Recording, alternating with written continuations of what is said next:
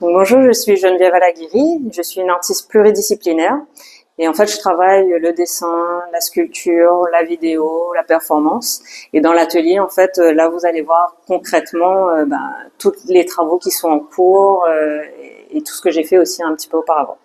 Tu peux présenter ce qu'il y a derrière toi? Alors c'est une de mes dernières sculptures en cours donc en papier mâché. En papier mâché? Moi, je pensais que c'était de la pierre, hein. Oui, non, le papier mâché, alors c'est important pour moi les matériaux, parce que le papier c'est l'idée en fait vraiment de la fragilité. Et justement l'idée que à un moment donné la façon que je travaille ce papier mâché là donne vraiment un rendu pierre. Donc il y a un espèce de contraste et souvent dans mon travail il y a ce paradoxe là de la fragilité et de ce qui est beaucoup plus dur, plus robuste. Et donc ce personnage là, il représente ça. Donc sous une forme enfantine, hein, donc c'est vraiment une petite fille, et donc ça parle vraiment de la fragilité de l'humain, parce que dans mon travail je parle vraiment de la condition de l'être humain dans la société d'aujourd'hui, et donc d'où en fait le travail avec ce petit personnage là. Alors, parle-moi aussi des autres. Tu as autre chose à me présenter? Oui, donc toujours avec le même personnage. Là, il y a une série de cartographies, donc qui fait partie d'une de mes dernières séries de dessins. Donc on voit hein, que les dessins, il y a des choses qui sont très organiques en même temps. Tu utilises quoi exactement? Alors en général, j'utilise de l'encre de Chine ou sinon du liner. D'accord. Et donc l'idée, c'était vraiment de travailler l'idée du parcours, du chemin de vie, et de questionner en fait les gens d'aujourd'hui dans la société dans laquelle ils s'inscrivent, sur leur parcours personnel et aussi sur la notion de sacrifice. Parce que dans une partie en fait de ma recherche aujourd'hui, je parle vraiment de la notion du sacrifice et qu'est-ce que l'humain en fait aujourd'hui sacrifie. Est-ce qu'il est conscient qu'il sacrifie énormément de choses en fait? Et parce que ça s'inscrit aussi dans le cadre général en fait de mon travail qui parle de la condition de l'humain dans la société contemporaine. Donc qui parle de la marchandisation de l'humain. Donc c'est plus que la marchandisation des objets, des choses, c'est vraiment la marchandisation de l'humain à tel point qu'à un moment donné, on n'est plus véritablement libre en fait de notre pensée, de la façon en fait dont on aborde les choses, de notre vision des choses et tout ça. Alors là, on voit un texte en fait de la série Je me tiens debout. Donc #4, c'est parce que c'est la 4e performance.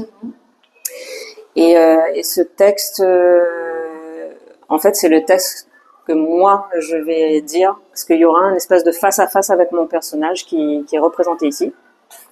Donc j'ai pas encore écrit son texte à elle, mais en gros l'idée c'est vraiment d'avoir une confrontation de mon personnage et moi. Et donc dans ce texte en fait quand on le lit, ça parle vraiment des souffrances en fait, des souffrances dues à l'autre, dues aux autres, et à un moment donné de parler ce que ça génère en fait chez l'autre aussi.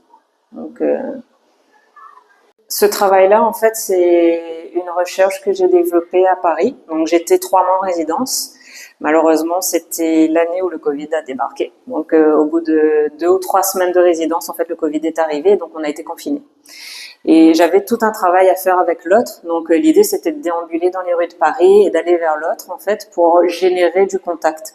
Parce que c'est vrai qu'aujourd'hui, on a de plus en plus de moyens de communication, de plus en plus de moyens d'aller vers l'autre, et on est de plus en plus enfermés, en fait, derrière nos écrans. Et l'idée, pour moi, c'était vraiment de renouer le lien. Donc souvent dans mon travail, je parle de la mécanique d'humanisation ou d'une réhumanisation parce que l'idée c'est aujourd'hui de réhumaniser en fait le monde.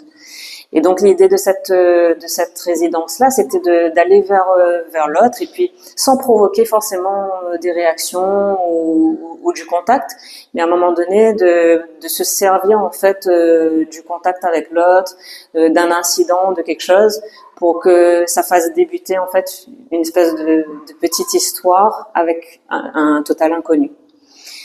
Donc ça devait être un travail en vidéo avec du son et tout ça et finalement le Covid est arrivé et j'ai fait tout un travail d'écriture. Donc c'est devenu un journal de bord où j'ai donné un petit peu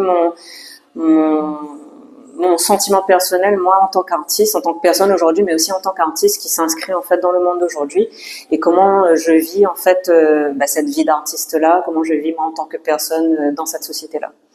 Et du coup là, par exemple, on voit clairement des bribes de texte où je retranscris des rencontres que j'ai eues avec des gens, où je montre en fait que il y a encore la possibilité d'avoir une beauté en fait dans la relation. Et dans des choses simples, hein, des actes simples de la vie quotidienne. Là, par exemple, ici, je retranscris exactement le lieu, l'heure et tout ça. Et donc, je parle justement, j'étais à Montmartre, hein, donc c'est plein d'escaliers. Et je montais les escaliers avec ma valise de course parce que comme on avait un temps bien précis, parce qu'il y avait les femmes enceintes pour une tranche horaire, les personnes âgées et tout ça. Et du coup, je faisais le max avec ma valise. Donc, je remontais en fait les escaliers de Montmartre, en peinant bien sûr, hein. Et il y a un Anglais, en fait, qui me dit "Excuse me", et en fait, il prend ma valise, il monte toutes les marches avec, il dépose, et puis il me dit "à bientôt", voilà. Et donc, je voulais montrer, voilà, qu'aujourd'hui, c'est encore possible d'avoir, voilà, des actes de bonté, encore possibilité d'aller vers l'autre, et dans des petits gestes simples, en fait.